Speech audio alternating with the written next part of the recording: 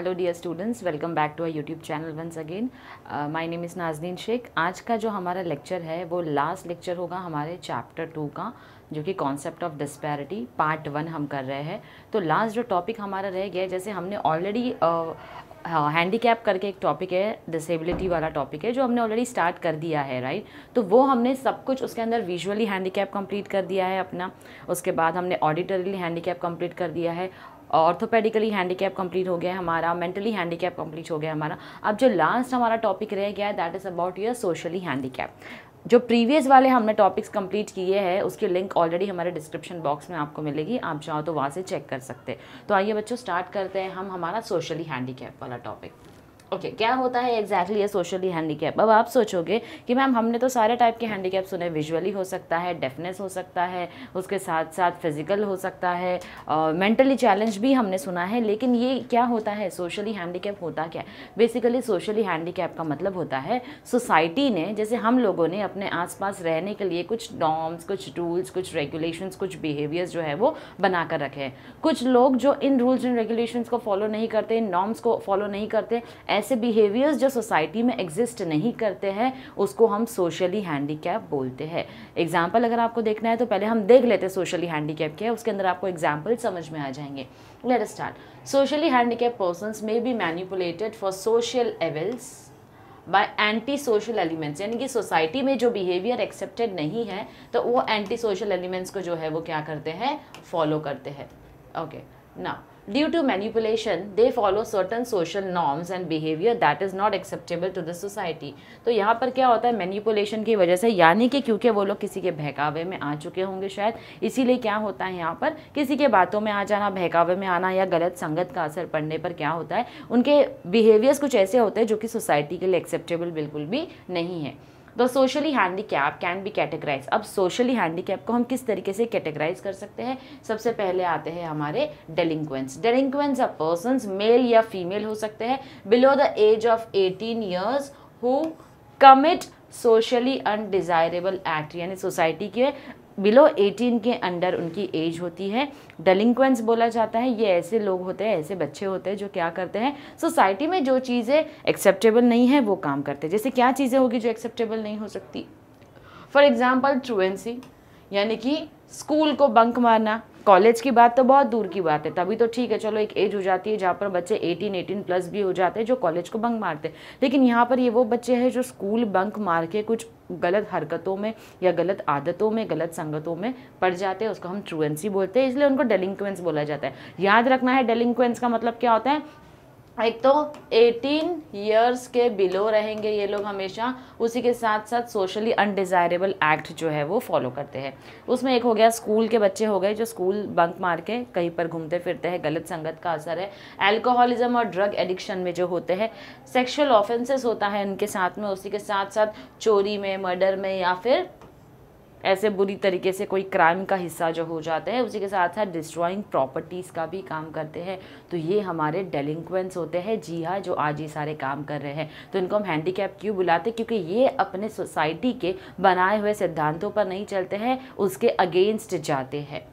Next जो आता है हमारा that is your destitute children. अब डेस्टिट्यूट चिल्ड्रन जो है वो कैसे सोशली हैंडीकैप हो गए? बेसिकली यहाँ पर बात आती है आपके ऑर्फन्स की। ऑर्फन्स कौन होते हैं? जो अनाथ होते हैं वो। तो यहाँ पर जो बच्चे अनाथ होते हैं बेसिकली वो भी कुछ गलत चीज़ों में, गलत कामों में पड़ सकते हैं। तो कैसे कामों में वो पड़ सकते हैं, किन चीज़ों का हिस्सा जो है वो बन सकते हैं? तो बेसिकली वो लोग क्या कर सकते हैं, बेसिक नेसेसिटीज से दूर रहते हैं, जैसे कि फूड हो गया आपका, फूड हो गया, क्लोथिंग हो गया, शेल्टर हो गया। तो ये बेसिक नेसेसिटीज इन बच्चों को नहीं मिलती है, तो इसकी वजह से वो क्या करते हैं हमेशा, because they are offence, they don't have such facilities available, that is a major reason. जिंदगी जीने के लिए ये लोग क्या करते हैं, किस तरीके से लाइफ जीते हैं? By the way of begging, यानी कि भीख मांगकर इनको अपना गुजारा जो है वो करना पड़ता है। Because of begging they have to go for the livelihood, इसीलिए इनको क्या बोला जाता है, डेस्टिट्यूट चिल्ड्रंस बोला जाता है।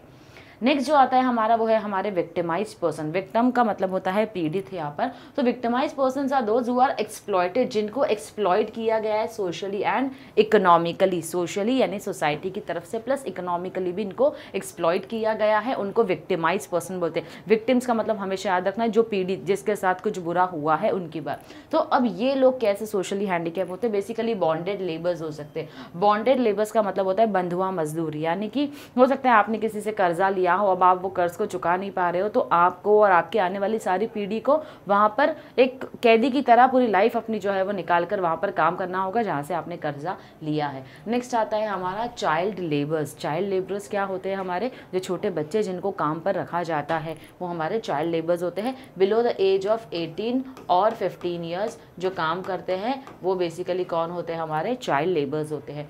Next we have is rape victims, जिनके साथ रेप हुआ है, वो रेप पीड़ित जो होते हैं, they are also socially handicap. Why? Because उन्होंने ये काम नहीं किया बट अल्टीमेटली क्या हो गया, क्योंकि उनके साथ कुछ ऐसा बुरा हादसा हुआ है जिसकी वजह से they are not able to come out neither physically nor mentally.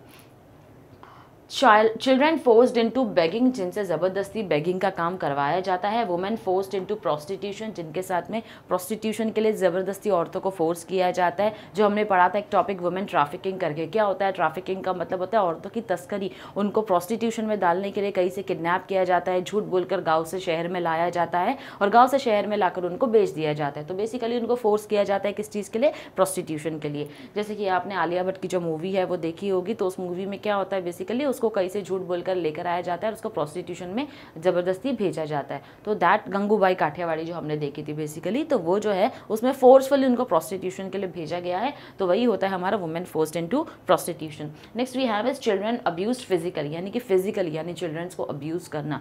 हो सकता है घर का कोई सदस्य ही ऐसा है जो कि उनको फिजिकली मार रहा हो। ज़्यादातर हमारे पेरेंट्स हमको मारते हैं, that is a different thing. लेकिन अगर आप किसी और के यहाँ रह रहे हो मजबूरी में, जैसे ऑर्फन्स अगर किसी और के यहाँ रहते उनसे ज़बरदस्ती मारकर काम करवाया जाता है। जैसे चाइल्ड लेबर्स में भी हो सकता है जहाँ पर बच्चे काम कर रहे हो, ज़बरदस्ती उनको मारा जा रहा हो, फिजिकली असॉल्ट किया जा रहा हो, फिजिकली उनको अब्यूज़ किया जा रहा हो। तो ये सारा हिस्सा होता है हमारे विक्टिमाइज्ड पर्सन्स का।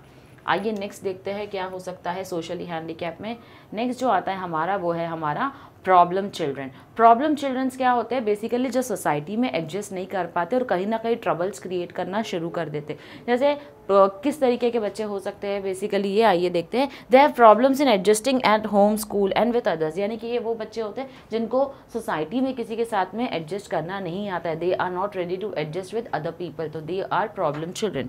सो proper counselling to such childrens में result in improved social interaction and participation. So basically ये जो प्रॉब्लम चिल्ड्रंस होते हैं इनको कैसे सुधारा जा सकता है? उनको काउंसलिंग करके ही सुधारा जा सकता है, उसके साथ साथ प्रॉपर ट्रेनिंग एंड एजुकेशन दिया जा सकता है। तो that is how you are able to deal with such childrens. So basically आज जो हमने पढ़ा है वो सोशली हैंडीकैप में ये 4 चीज़ें पढ़ी है। एक तो आते हैं हमारे डेलिंक्वेंट्स, नेक्स्ट आते हैं हमारे डेस्टिट्यूट चिल्ड्रन, फिर आते हैं हमारे विक्टिमाइज पर्सन और लास्ट में आता है हमारा problem children. So these are 4 people who are included under your socially handicapped. Socially handicapped, I'm repeating again, किसको बोला जाता है? वो बच्चों को बोला जाता है या उन लोगों को बोला जाता है socially handicapped जो सोसाइटी में acceptable norms and behaviors के हिसाब से काम नहीं करते हैं, उसके अगेंस्ट काम करते हैं। जैसे सोसाइटी ने कुछ रूल्स एंड रेगुलेशन बनाया ना, जैसे कि आप चोरी नहीं कर सकते, मर्डर नहीं कर सकते, रेप नहीं कर सकते, ये हमारी सोसाइटी में ये चीज़ें एक्सेप्टेबल नहीं है। लेकिन लोग अगर ये काम करते हैं that means they are socially handicap people. इनको आप physically handicap, mentally handicap, auditorily नहीं बुला सकते हो, विजुअली हैंडीकैप नहीं बुला सकते हो। These are the people who are socially handicap persons. So with this we are done with the topic of socially handicapped. Now moving ahead with the next topic, that is services available to handicapped person. अब क्या services है जो इन handicap persons के लिए available होती है? जो हमने 5 अपने टाइप्स देखे हैं, तो इनके लिए कुछ तो सर्विसेज अवेलेबल होनी चाहिए ना। गवर्नमेंट ने कुछ तो स्टेप लेना चाहिए इनके लिए, स्टेट गवर्नमेंट हो या सेंट्रल गवर्नमेंट हो। तो इन्होंने क्या स्टेप लिया है? जी हाँ, इन्होंने स्टेप लिया है। Let us go through what are the steps that has been taken by them. Institutions for the handicap, यानी हैंडीकैप्स के लिए जो है वो इंस्टीट्यूशंस जो है वो क्या किया गया है? बनाया गया है। A number of institutions have been set up by state and central government, यानी किसने बनाया है? स्टेट और सेंट्रल गवर्नमेंट ने क्या बनाया है? इनके लिए इंस्टीट्यूशंस बनाया है जो कि उनको एजुकेशन और ट्रेनिंग देने का काम करती है। किस चीज़ के ऊपर? फिजिकली एंड मेंटली हैंडीकैप के लिए। जैसे कि विजन, किसी के विजन का प्रॉब्लम है, ऑर्थोपेडिकली यानी कि फिजिकल डिसेबिलिटी होगी, हियरिंग मतलब ऑडिटरीली हैंडीकैप हो गया, and speech and mentally challenge person. तो इनके लिए नंबर ऑफ इंस्टीट्यूशन सेटअप है, लेकिन बहुत कम लोग होंगे जो नॉलेज रखते होंगे इन चीज़ का कि ऐसी कोई इंस्टीट्यूशंस अवेलेबल हैं। आइए देखते हैं कौन सी इंस्टीट्यूशंस है।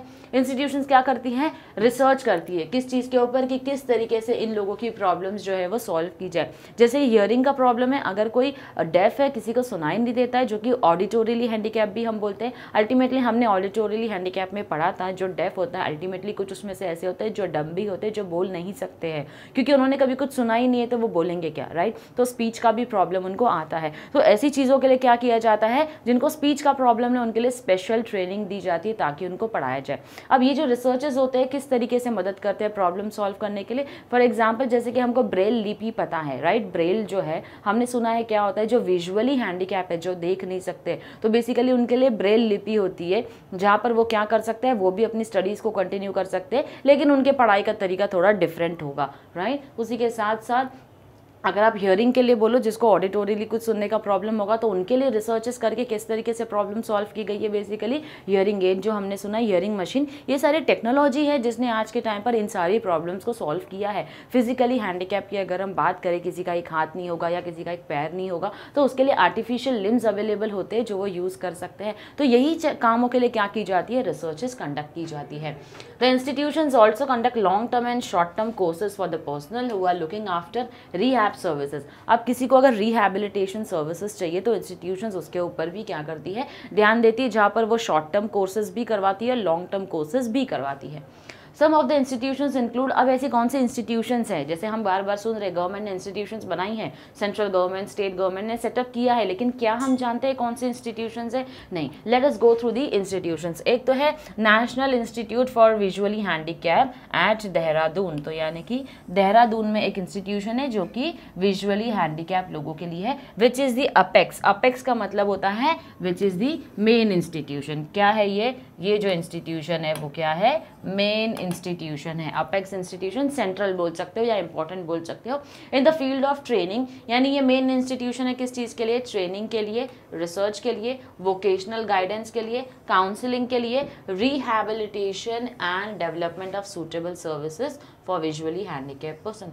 यानी ये सारी सर्विसेज, ट्रेनिंग देने का काम, एजुकेशनल देने का काम, वोकेशनल गाइडेंस देने का काम, काउंसलिंग देने का काम, रिसर्चेस एंड डेवलपमेंट कंडक्ट करने का काम, तो ये जो इंस्टीट्यूशन है national institution for visually handicap which is located at Dehradun. Please make sure आप इंस्टीट्यूशन का नाम और उसका लोकेशन अगर अच्छे से याद रखोगे तो ना कि सिर्फ आपको एग्जाम्स में अच्छे मार्क्स मिलेंगे डेफिनेटली, बट आपके नॉलेज के लिए भी ये काम आएगा आगे जाकर। अब ये जो इंस्टीट्यूशन है इन्होंने क्या किया है, they have setup schools for blind children. इन्होंने जो विजुअली हैंडीकैप बच्चे जो देख नहीं सकते उनके लिए क्या किया है, स्कूल सेटअप किया है। Training centre for adult blind और workshop for manufacturing of braille appliances. Braille appliances का मतलब क्या होता है, ब्रेल बेसिकली, ब्रेल एक लिपि होती है, एक लैंग्वेज होती है, किसके लिए होती है, जो विजुअली ब्लाइंड होते हैं उनके लिए होती है। अगर आप लिफ्ट में भी कई बार जाओ तो लिफ्ट में भी देखो, जैसे हमारे लिए वहाँ पर नंबर्स लिखे होते हैं, राइट, 1 2 3 4, उसी तरीके से जो विजुअली ब्लाइंड है उनके लिए भी ब्रेल फॉर्म में क्या होता है, वहाँ पर उनकी लैंग्वेज में नंबर्स लिखे होते हैं, ताकि अगर कोई विजुअली हैंडीकैप पहुँच भी जाता है वहाँ पर, उनको तो नहीं पता किस फ्लोर पर जाना है तो मुझे कैसे बटन दबाना है, तो उस बटन के ऊपर हाथ लगाकर बेसिकली वो लोग चेक करते हैं, उनकी लैंग्वेज में लिखा होता है कि उनको कौन से फ्लोर पे जाना होगा, तो उस हिसाब से वो अपने नंबर को प्रेस कर सकते हैं। तो वही होता है तुम्हारा ब्रेल लिपि, तो उसे हम ब्रेल अप्लायंस बोल सकते हैं। जैसे लिफ्ट के अंदर अगर उस तरीके के बटन को यूज़ कर दिया तो that is your Braille appliances. And a central Braille press. This institution is conducting training courses for teachers for visually handicap. अब टीचर्स के लिए भी जो विजुअली हैंडीकैप हो सकते हैं या विजुअली हैंडीकैप बच्चों के लिए जो टीचर्स अपॉइंट किए जाते हैं उनके लिए भी क्या किया जा सकता है, उनके लिए भी ट्रेनिंग सेंटर्स ओपन करते हैं। कौन, national institution for visually handicap जो कि देहरादून में है। क्या करते हैं वो, कौन से जगहों पर उनके सेंटर्स है, चेन्नई में है, दिल्ली में है, कोलकाता में है और मुंबई में है। तो इन 4 जगहों पर इनके सेंटर्स अवेलेबल है, किसके लिए, विजुअली हैंडीकैप्स के लिए।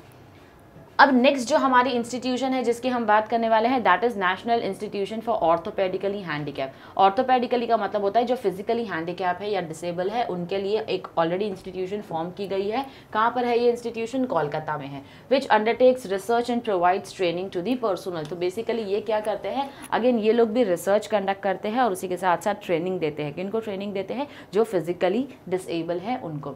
Who are responsible for the rehabilitation of orthopedically handicap person. Basically ये जो ट्रेनिंग दी जाती है किसको दी जाती है, जो उस ट्रेनिंग सेंटर में उन लोगों का ध्यान देने वाले लोग होंगे जिनको अपॉइंट किया जाएगा, कंसर्न अथॉरिटीज़, उनको यहाँ से क्या मिलती है, ट्रेनिंग मिलती है। आलियावर जंग नेशनल इंस्टीट्यूशन, अब ये एक इंस्टीट्यूशन है Aliyavar Jung national institute for hearing handicap, जो कि मुंबई में है। Which undertakes research in the field of speech and hearing, जो किस चीज़ के ऊपर रिसर्च करती है, स्पीच और हियरिंग के ऊपर। स्पीच यानी जो हम बात करते हैं, हमारी जो टोन है, लैंग्वेज है, जो हम वर्ड्स यूज़ करते हैं, बेसिकली इसको हमारा स्पीच बोला जाता है। तो स्पीच और हियरिंग के ऊपर क्या करते हैं, ये रिसर्च कंडक्ट करते हैं इसके रिलेटेड प्रॉब्लम्स पर। It also conducts training courses for deaf in Mumbai, जो सुन नहीं सकते उनके लिए ट्रेनिंग कोर्सेज होते हैं मुंबई में, and also at Kolkata, New Delhi, Hyderabad and Bhubaneswar. तो इन 4 जगहों पर क्या होता है, इनके ट्रेनिंग सेंटर्स हैं स्पेसिफिकली, जहाँ पर ये क्या करते हैं, अपने ट्रेनिंग कोर्सेज कंडक्ट करते हैं। किसके लिए, जो स्पीच का जिसको प्रॉब्लम है, उसी के साथ साथ जिनको सुनाई नहीं देता है उनके लिए स्पेसिफिकली ये क्या करते हैं, अपना ट्रेनिंग कोर्सेज कंडक्ट करते हैं। तो बेसिकली ये जो इंस्टीट्यूशन है it is in Mumbai. Okay, इसी के साथ साथ national institute for mentally handicap which is in Secunderabad. तो एक और इंस्टीट्यूशन है जो मेंटली चैलेंज लोगों के लिए है, जो कि कहाँ पर है, सिकंदराबाद में है। Which provides training and rehab of the mentally challenge, यानी ये वहाँ पर उनको ट्रेनिंग और रिहैबिलिटेशन का काम करते हैं मेंटली चैलेंज के लिए, और उसी के साथ साथ रिसर्च का काम भी करते हैं ये लोग। जो मेंटली चैलेंज लोग हैं, तो इस प्रॉब्लम्स का सोल्यूशन किस तरीके से हम फाइंड आउट कर सकते हैं, किस तरीके से हम उनको ट्रेनिंग दे सकते हैं, उसी के साथ साथ उनको एजुकेशन भी दे सकते हैं। जैसे हमने पढ़ा था मेंटली चैलेंज में, जिसका IQ बहुत ज़्यादा लो होगा, 20 के बिलो होगा, 20 to 34 के अंदर होगा, उनको एजुकेशन देना काफ़ी ज़्यादा डिफिकल्ट हो जाता है। क्यों, because they are not going to understand, IQ level बहुत लो होने की वजह से। This institute also develops educational material, अब इसी के साथ साथ क्या करते हैं, एजुकेशनल मटेरियल बनाते हैं for mentally retarded children and also for educating the parents of the mentally challenge. अब ये लोग जो एजुकेशनल मटेरियल बनाते हैं कि किस तरीके से ये जो स्पेशल चिल्ड्रंस होते हैं, मेंटली हैंडीकैप या चैलेंज हम बुला सकते हैं इनको, तो ये स्पेशल चिल्ड्रंस के लिए हम किस तरीके से पढ़ाएंगे इनको, तो उसी के लिए स्पेसिफिकली क्या करते हैं, अलग से एजुकेशनल मटेरियल बनाते हैं। और ना कि ये सिर्फ उन मेंटली चैलेंज बच्चों के लिए बनाते हैं, उसी के साथ साथ उनके पेरेंट्स के लिए भी बनाते हैं, क्योंकि वो बच्चे जो है अपने पेरेंट्स को ज़्यादा अच्छे से समझते हैं as compare to an outsider. तो that is the major reason क्यों ये इनके पेरेंट्स को भी क्या करते हैं, ट्रेनिंग देते हैं, उनको भी एजुकेशनल मटेरियल्स जो है वो प्रोवाइड करते हैं। Next that we have is ministry of social justice and empowerment.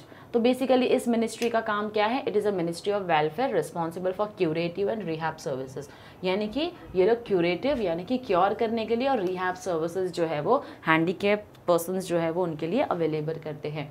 For the financial year 22-23 an amount of 1,212 crore has been allocated for the Department of Empowerment of Persons with disabilities, जिसको हम दिव्यांगजन भी बोलते हैं, ताकि ये जो disable person है उनके लिए काम आए। तो फाइनेंशियल ईयर 22-23 जो हमारा प्रेजेंट फाइनेंशियल ईयर है, तो ये डिसेबल लोगों के लिए क्या गया है, ministry of social justice and empowerment ने क्या किया है, पैसे दिए हैं इन हैंडीकैप्स के एम्पावरमेंट के लिए। कितना पैसा दिया है, 1,212 करोड़ दिए हैं, ताकि वो पैसा जो है वो किसके ऊपर खर्चा हो सके, स्पेसिफिकली रिसर्च एंड डेवलपमेंट या एजुकेशनल ट्रेनिंग या एजुकेशनल मटेरियल्स अगर हमको किसी तरीके से प्रोवाइड करना हो तो वो काम आ सके डिसेबल पर्सन्स के लिए।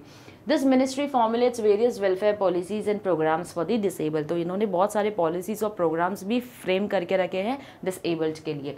Programmes are implemented through national and apex level, यानी कि नेशनल लेवल पर ये जो प्रोग्राम्स इंप्लीमेंट होते हैं ये स्टेट लेवल पर नहीं होता है, ज़्यादा से ज़्यादा नेशनल लेवल पर होता है। एंड अपेक्स लेवल इंस्टीट्यूशन, यानी स्पेसिफिकली अगर कहीं पर कोई इंस्टीट्यूशन है, जैसे हमने देखा आलियावर जंग इंस्टीट्यूट, हमने देखा विजुअली हैंडीकैप्स के लिए हमने देखा है, तो ये सारे इंस्टीट्यूशंस के कई सारे ब्रांचेस है ना, दिल्ली, मुंबई, कोलकाता में है, तो वहाँ पर इनको अलाउ है कि वहाँ पर आप क्या कर सकते हो, वहाँ पर रिसर्चेस जो है वो कंडक्ट कर सकते हो, प्रोग्राम्स जो है उनको कंडक्ट कर सकते हो, dealing with different categories of disabilities such as visual, hearing, orthopedic and mental। तो यानी कि अलग अलग जो डिसेबिलिटीज़ है उसके हिसाब से इन सेंटर्स को अलाउड है, आप अपना ट्रेनिंग सेशन वहाँ पर कंडक्ट कर सकते हो, इनके लिए प्रोग्राम अरेंज कर सकते हैं। This ministry coordinates and promotes the implementation of various welfare schemes meant for the disabled person. यानी ये जो मिनिस्ट्री का काम क्या है, कोऑर्डिनेट करना। किस चीज़ से कोऑर्डिनेट करना, implementation of various welfare scheme, यानी जो भी वेलफेयर स्कीम ये लेकर आते हैं ये किसको बताते हैं, ये जो अलग अलग इंस्टीट्यूशंस बनाई गई हैं, विजुअली हैंडीकैप के लिए बनाई गई है, स्पीच एंड हियरिंग के लिए बनाई गई है, ऑर्थोपेडिक के लिए बनाई गई है, मेंटली चैलेंज के लिए बनाई गई है। तो इन ये चार चीज़ों के लिए अलग अलग इंस्टीट्यूशंस जो ऑलरेडी है, जिनके बहुत सारे अलग अलग स्टेट्स में, सिटीज़ में सेंटर है, तो इनके साथ में क्या करने का काम करती है, कोऑर्डिनेशन का काम। क्या कोऑर्डिनेशन, जैसे कोई स्कीम अगर इन्होंने बना दी है तो इन तक पहुंचा देती है, अब उसको इंप्लीमेंट करने की जिम्मेदारी इन इंस्टीट्यूशंस की होती है। The welfare programme includes early detection and treatment. अब ये जो वेलफेयर प्रोग्राम है इसमें दो इंपॉर्टेंट चीज़ें जो हमको याद रखना है। देखिए, मेंटली चैलेंज के लिए और डाउन सिंड्रोम, ये ऐसी कुछ डिसेबिलिटीज़ होती है जिसका कोई इलाज नहीं होता है। तो बेसिकली अगर आपने इनको अर्ली डिटेक्ट कर लिया, यानी पहले से डायग्नोस कर लिया, पता लगा लिया कि वो बच्चा ऐसी किसी चीज़ से गुजरने वाला है, तो उसका पहले ही ट्रीटमेंट करवा दो। जैसे डाउन सिंड्रोम जो होता है, ये जब एक बेबी बॉर्न भी नहीं होता है तो पता चल जाता है कि ये बेबी को डाउन सिंड्रोम का प्रॉब्लम जो है वो होने वाला है, तो ये अर्ली डिटेक्शन स्टेज हो जाता है। तो इसी के साथ साथ आप उसका ट्रीटमेंट तभी सोच सकते हो। Training and rehabilitation of disabled person, तो रिहैब सेंटर्स इनके लिए बना सकते हो। उसी के साथ साथ इन बच्चों को जो है वो, इन लोगों को ट्रेनिंग दी जा सकती है अलग से। तो ये दो इंपॉर्टेंट चीज़ें जो इनके वेलफेयर प्रोग्राम में होती है। Next that we have is awards and your scholarships. तो basically a number of institutions and organisations provide awards and scholarships to the physically and mentally challenge person. तो अवार्ड्स एंड स्कॉलरशिप्स जो है वो किसको मिलती है, फिजिकली एंड मेंटली चैलेंज जो लोग होते हैं उनको मिलती है। कौन देते हैं, बहुत सारे इंस्टीट्यूशंस है ऐसे जो अवार्ड्स भी देते हैं और स्कॉलरशिप्स भी देते हैं। May be for the sake of education अगर कहीं पर ज़रूरत पड़ जाती है तो फिजिकली चैलेंज को ज़्यादा से ज़्यादा स्कॉलरशिप्स मिलती है। National Association for Blind Mumbai awards scholarship to the blind students for educational and training purpose। अब इनको ये स्कॉलरशिप क्यों दी जाती है, ताकि ये लोग ये ना सोचे कि हम डिफरेंटली एबल है या डिसेबल है, हम कोई काम नहीं कर सकते हैं, तो ये लोग अपना एजुकेशन ना छोड़ दे। इसीलिए इनको क्या किया जाता है, स्कॉलरशिप्स दिया जाता है, जिससे कि ये लोग और ज़्यादा इनकरेज हो पढ़ाई करने के लिए और ज़्यादा आगे आए। President of India gives national awards every year. अब प्रेसिडेंट जो है हमारी कंट्री के, वो हर साल अवार्ड्स देते हैं। किसको देते हैं, national awards, outstanding employees of the handicap person, most competent self employed handicap persons, most efficient handicap employees. यानी कि हैंडीकैप लोग कैसे जो आउटस्टैंडिंग होंगे, आउटस्टैंडिंग एम्प्लॉयर्स कौन, एम्प्लॉयज़ वो जो आपको जॉब पे रखते हैं। बेसिकली ऑर्गेनाइजेशंस की हम बात करें तो उन लोगों को, क्योंकि इन्होंने स्पेसिफिकली हैंडीकैप लोगों को काम पर रखा है और रखकर उसी के साथ साथ उनको एनकरेज किया है काम करने के लिए, या उनके लिए कोई स्पेशल प्रोग्राम तैयार किया है, तो एक तो उनको अवार्ड मिलता है। उसके साथ साथ कोई सेल्फ एम्प्लॉयड है जो कि हैंडीकैप है लेकिन सेल्फ एम्प्लॉयड है, खुद का कोई बिजनेस उसने स्टार्ट किया होगा, तो उनको भी क्या करते हैं, उनको भी अवार्ड दिए जाते हैं। उसी के साथ साथ एफिशिएंट हैंडीकैप एम्प्लॉयज़ जो होते हैं, भले हैंडीकैप है लेकिन उसी के साथ साथ बहुत ज़्यादा एफिशिएंट है, इफेक्टिव है, उनके हैंडीकैप होने की वजह से या डिसेबल होने की वजह से उनके काम के ऊपर, उनकी प्रोडक्टिविटी के ऊपर किसी तरीके का फ़र्क नहीं पड़ा है। तो प्रेसिडेंट ऑफ इंडिया जो है नेशनल अवार्ड्स इन 3 कैटेगरी के लोगों को हमेशा देते हैं, हर साल देते हैं।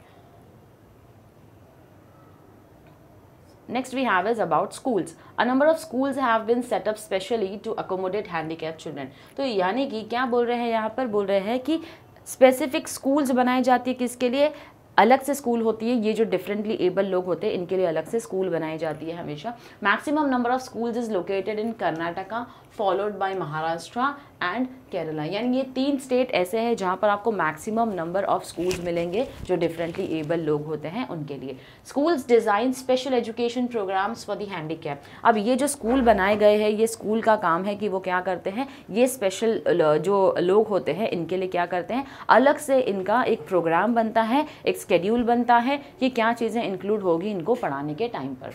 इसी के साथ साथ they also organise cultural and social activities for the handicap. अब इसी के साथ साथ इनको अलग ना मानते हुए उनको इन्वॉल्व करते हैं, इंक्लूड करते हैं अपने सोशल और कल्चरल इवेंट्स में।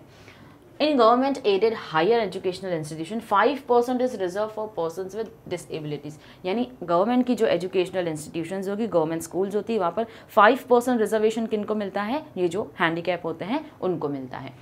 Next we have is voluntary association. So voluntary associations में, वॉलंटरी का मतलब क्या होता है, बेसिकली जो विलिंगली सामने से आकर एक एसोसिएशन मिलकर फॉर्म करते हैं वो होता है हमारा वॉलंटरी एसोसिएशन।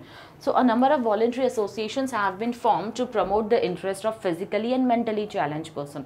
यानी कि कुछ लोग हैं जिन्होंने सामने से आकर एक एसोसिएशन फॉर्म की है, किसके लिए, फिजिकली और मेंटली चैलेंज पर्सन के लिए। अब ये जो सामने से लोग आए हैं, ये कौन आए हैं, ये वो पेरेंट्स हैं जिनके बच्चे ऑलरेडी सफ़र कर रहे हैं। फॉर एग्जाम्पल जैसे जैसे कोई बच्चा डाउन सिंड्रोम से सफ़र कर रहा है, तो लोगों के अंदर एक अवेयरनेस क्रिएट करना बहुत ज़रूरी है कि डाउन सिंड्रोम से जो सफ़र करते हैं उनको किस तरीके से हैंडल किया जा सकता है। कई पेरेंट्स को नहीं पता होता है क्योंकि उनका एक्सपीरियंस नहीं होता है कभी ये डाउन सिंड्रोम के साथ में, तो they are not aware how to deal with their children. उनको लगता है हमारा बच्चा इतना अलग बिहेव कर रहा है, कई बार गुस्सा हो जाते हैं, कई बार उनके मन में कुछ अलग ख्याल आ जाता है। तो क्योंकि पेरेंट्स को नहीं पता, इसलिए उनके अंदर एक अवेयरनेस क्रिएट करने के लिए क्या किया है, ऐसे फैमिलीज ने, ऐसे पेरेंट्स ने आकर एक एसोसिएशन फॉर्म की जहाँ पर वो लोगों के अंदर अवेयरनेस क्रिएट कर सके। अब जैसे कि यहाँ पर बात दे रहे हैं मुंबई की बात करें अगर, तो PODS यानी कि parents of Down syndrome association was set up in 1992 by a group of dedicated parents of special children affected by Down syndrome. जैसे मैंने आपको बोला मुंबई में PODS करके है, पेरेंट्स ऑफ डाउन सिंड्रोम, जिन्होंने मिलकर एक इंस्टीट्यूशन फॉर्म किए, एक एसोसिएशन फॉर्म किया है, सॉरी इंस्टीट्यूशन नहीं एसोसिएशन। तो ये एसोसिएशन उन्होंने 1992 में फॉर्म की थी। किसके लिए फॉर्म की थी? क्योंकि वो पेरेंट्स ऐसे बच्चों के जो ऑलरेडी डाउन सिंड्रोम से सफर कर रहे हैं, that is the major reason कि इन्होंने क्या किया है, इस एसोसिएशन को फॉर्म किया है। It is a society form to create awareness of the issues, यानी कि अवेयरनेस क्रिएट करने के लिए किस चीज़ से relating to Down syndrome and other mentally challenge children, और मेंटली चैलेंज्ड जो चिल्ड्रन होते हैं उनके लिए भी ये एसोसिएशन फॉर्म्ड है।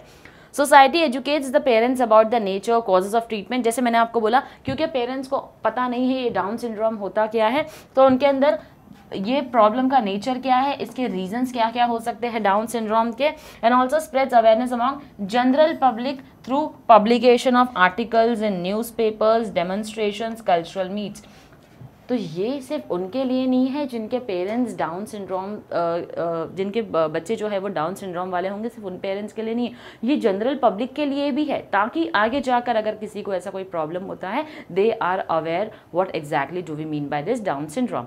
ये तो एक एग्जाम्पल है जहाँ पर ऐसे पेरेंट्स आकर एसोसिएशन फॉर्म करते हैं। ऐसे कई सारे पेरेंट्स होंगे जिन्होंने, या ऐसे कई सारी संस्थाएं होगी, NGOs होंगे जिन्होंने मिलकर क्या किया होगा, एसोसिएशन फॉर्म किया होगा। क्यों फॉर्म किया? ताकि लोगों के अंदर अवेयरनेस क्रिएट हो। अब ये जो डाउन सिंड्रोम वाले, इन्होंने ये जो एसोसिएशन फॉर्म किया, ये जनरल पब्लिक को कैसे बताते हैं?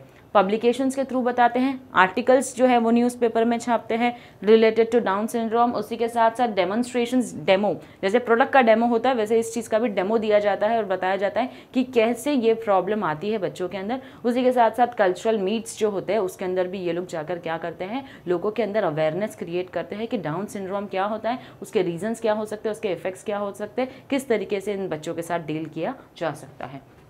That is how they form voluntary association. Next जो है हमारा, that is about your financial assistance to voluntary organisations. अब ये जो वॉलंटरी एसोसिएशन फॉर्म होते हैं, बनकर आते हैं, इनको कोई तो कहीं से हेल्प मिलनी चाहिए ना इतने अच्छे काम के लिए। तो गवर्नमेंट जो होती है वो क्या करती है, इनको हेल्प करती है। The central government operates the Deen Dayal disable rehabilitation scheme. तो गवर्नमेंट, सेंट्रल गवर्नमेंट ने क्या किया है, Deen Dayal disable rehabilitation scheme जो है वो दिया है, जिसके अंदर they are providing financial assistance to home, to voluntary organisations for running rehab centres for the disable. तो ये जो वॉलंटरी ऑर्गेनाइजेशन है, इनको फाइनेंशियल असिस्टेंस करता है कौन, सेंट्रल गवर्नमेंट जो है वो देती है।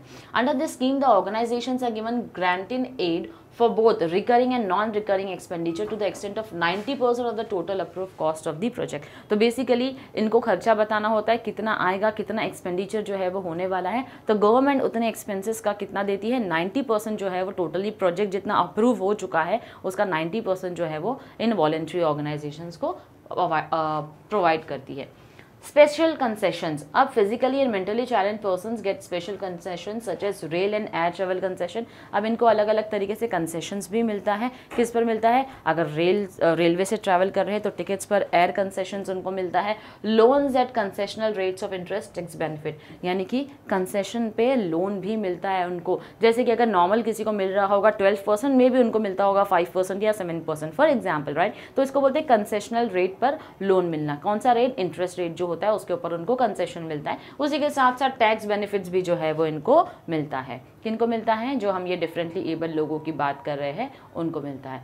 नेक्स्ट है हमारा job reservation. 3% of group C and group D post are reserve for the physically handicap in central government service. अगर हम रेलवे की बात करें फॉर एग्जांपल, तो ग्रुप सी ग्रुप डी की जैसी एग्जाम होती है तो 3% सीट जो है वो किसके लिए रिजर्व होती है, जॉब रिजर्वेशन डिफरेंटली एबल लोगों के लिए होती है। याद रखना मैं डिफरेंटली एबल बोल रही हूँ इसलिए क्योंकि मैं इनको डिसेबल कभी भी नहीं बुलाती हूँ, हमको इनको डिसेबल नहीं बोलना चाहिए, rather we should always call them differently able, क्योंकि जो काम हम एक तरीके से करते हैं, इनका करने का तरीका अलग तरीके से होता है। हालांकि इंसान वो भी है, हम भी है, लेकिन उनकी कुछ अलग एबिलिटी है, हमारी कुछ अलग एबिलिटी है। तो never ever call them disable, always call them differently abled.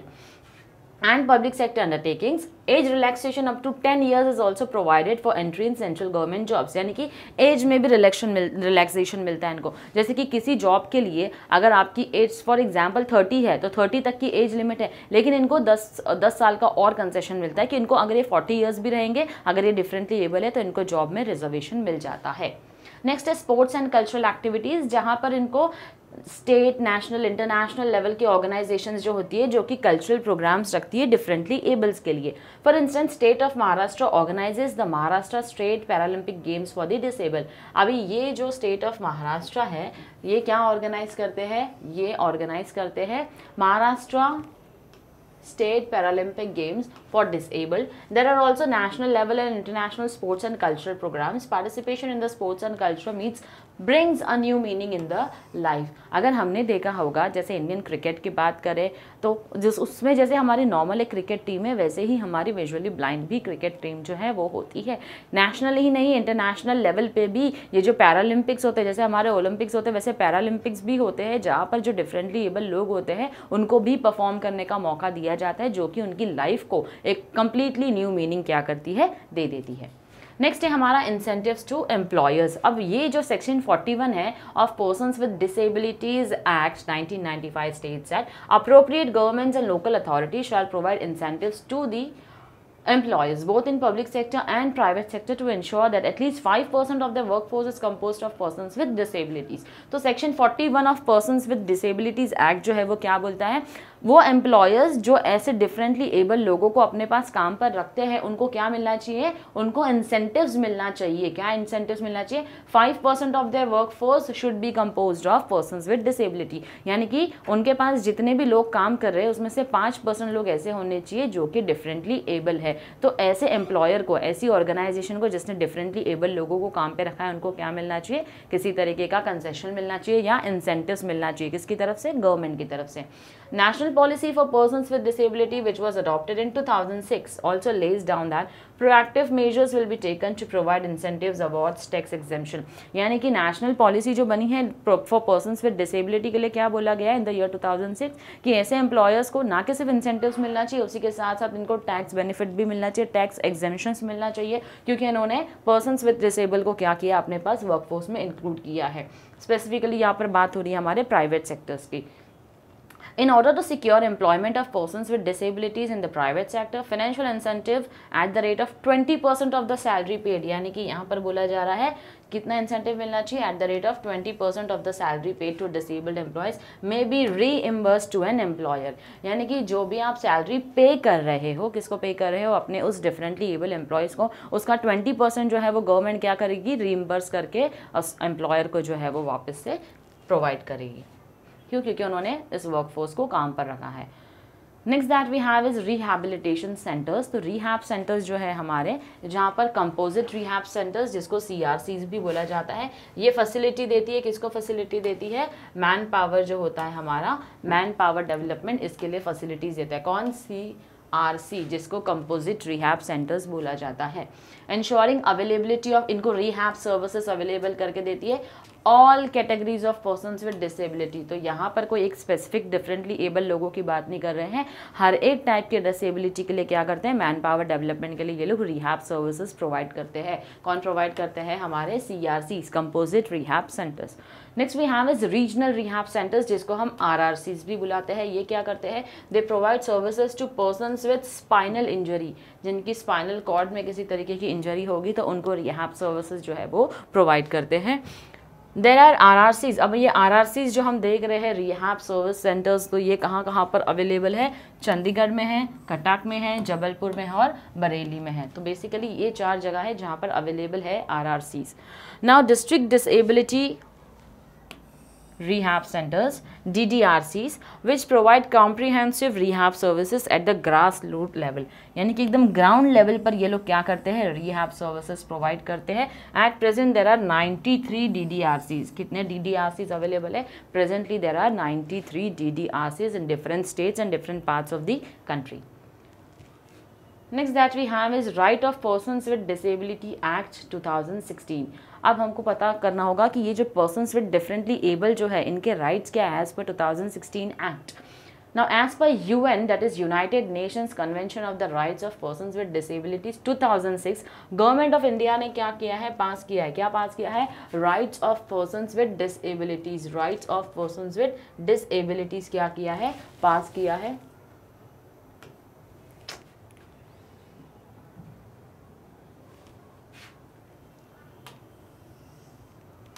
On 27 दिसंबर 2016 इस ईयर में क्या किया है, इनके राइट्स जो होते हैं वो पास ऑन किए हैं। Let us see what are the rights. Respect for inherent dignity, individual autonomy, individual autonomy का मतलब होता है यहाँ पर फ्रीडम, इनको पूरी तरीके से फ्रीडम मिला है और उसी के साथ साथ इनको हमारे जो सोसाइटी है वहाँ पर डिग्निटी यानी कि इज्जत के साथ, सम्मान के साथ जीने का हक है। इनके साथ आप डिस्क्रिमिनेशन नहीं कर सकते हो। For example, if you find someone who are differently able, आप उनको ये नहीं बोल सकते हो because you are differently able हम आपको जॉब पे नहीं रख सकते हैं। अगर वो वेल क्वालिफाइड है, अगर एजुकेशनल बैकग्राउंड उनका अच्छा है, तो आप उनको सिर्फ उनकी डिसेबिलिटी देखकर आप उनको जॉब से नहीं निकाल सकते और ना ही उस रीज़न से आप उनको जॉब देने से इनकार कर सकते हो। तो बेसिकली हम यहाँ पर डिस्क्रिमिनेट नहीं कर सकते। Full and effective participation and inclusion in the society, inclusion का मतलब होता है वो भी हमारे सोसाइटी का हिस्सा है, तो हमको उनको इंक्लूड करना है, हम उनको बाहर नहीं निकाल सकते हैं। Respect for difference and acceptance of persons with disabilities as part of human diversity and humanity, so इंसानियत के साथ इनको एक्सेप्ट करना ही है हमको, there is no other option that we are left with. Equality of opportunity, यानी कि जो भी अपॉर्चुनिटी होगी उसमें हमको इनको बराबर की हिस्सेदारी देनी है। एक्सेसिबिलिटी, जैसे कि वॉशरूम फैसिलिटीज हम जहाँ जाते हैं वहाँ पर डिफरेंटली एबल के लिए भी बोला गया है अलग से वॉशरूम फैसिलिटीज जो इजीली एक्सेसिबल हो उनके लिए वो अवेलेबल होना चाहिए। पार्किंग लॉट्स में भी इनके लिए अलग से पार्किंग फैसिलिटीज जो है होती है वो अवेलेबल होनी चाहिए। Equality between disabled man and women, अब ना कि हमको सिर्फ डिसेबल्ड मैन की तरफ ध्यान देना है, डिसेबल्ड वुमेन भी जो होगी उन दोनों के बीच में हमको कोई डिफरेंशिएट नहीं करना है। Respect for the evolving capacities of children with disabilities and respect for the right of children with disabilities to preserve their identities. तो यहाँ पर बात करें हम बच्चों की भी जो डिफरेंटली एबल है, ना कि सिर्फ हम यहाँ पर बड़े लोगों की बात करेंगे। जो बच्चे हैं हमको उनको भी एक्सेप्ट करना है for the way they are, चाहे वो डाउन सिंड्रोम से सफ़र कर रहे हो, चाहे वो शॉर्ट स्टैचर से सफ़र कर रहे हो, चाहे मसल डिस्ट्रोफी से सफ़र कर रहे हो। You have to respect each and every children and accept them for the way they are. उनको किसी भी तरीके से हमको डिसरिस्पेक्ट नहीं करना है। That is what the law says. कौन सा लॉ पास हुआ था? Rights for persons with disability act 2016 में ये राइट्स जो है for people with who are differently able, उनके लिए ये राइट्स जो है वो पास हुआ था। So basically we are done with our chapter 2 concept of disparity. Part 1 जो है हमारा कंप्लीट हो चुका है पूरी तरीके से। नेक्स्ट लेक्चर में जो है हमारे ऑब्जेक्टिव क्वेश्चंस हम कंप्लीट करेंगे। Till then stay tuned to our lectures and do like, share and comment. Thank you very much.